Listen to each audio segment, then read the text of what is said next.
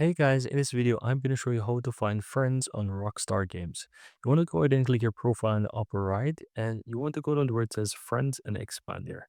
Here you'll be able to click on find friends. So you click on that.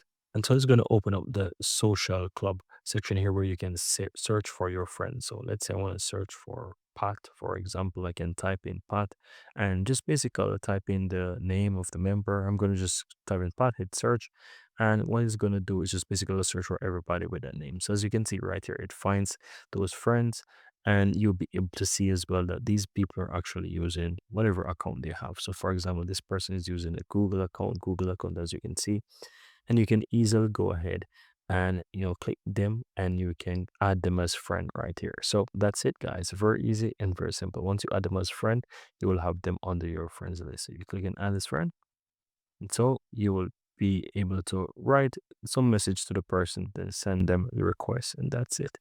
That's it. Very easy and very simple.